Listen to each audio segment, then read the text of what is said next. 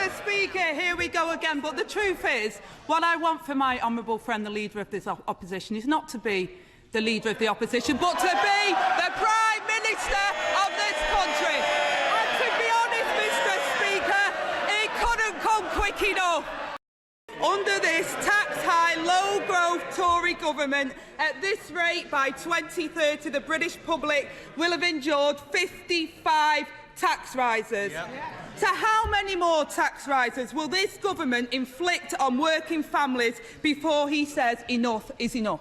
And this is a man who once said high levels of government taxation was hurting UK competitiveness. Now he's back in the Prime Minister who wants to put taxes up 15 times. At this rate, Mr. Speaker, working people will be paying £500 billion more in tax by 2030. Yeah. How high does he think the burden on working people should get before he says enough is enough?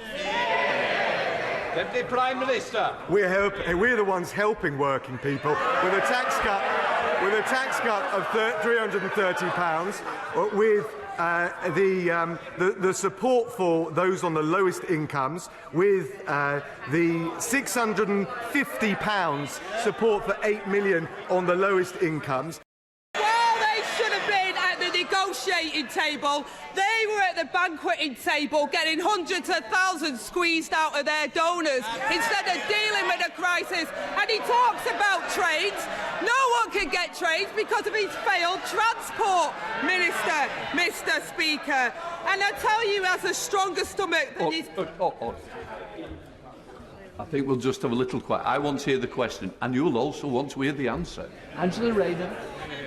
Well, Mr. Speaker, I think it's rather ironic that you have to intervene because of the baying mob here when they've got people through their noisy protest laws being protesting out on the street. The thing is, Mr. Speaker, they don't like it when the public say what they think of them. And she was campaigning for the Right Honourable Member for Islington North to be Prime Minister, someone who would take us out of NATO.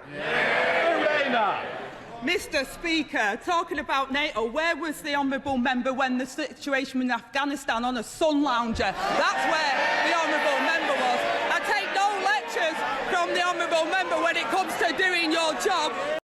And how much more can he stomach before he finds the guts, Mr. Speaker? How many more tax rises? How many more families drove into poverty?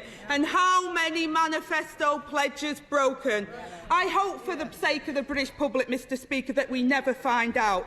And when will the Deputy Prime Minister finally grow a backbone and tell the Prime Minister the game is up? Yeah!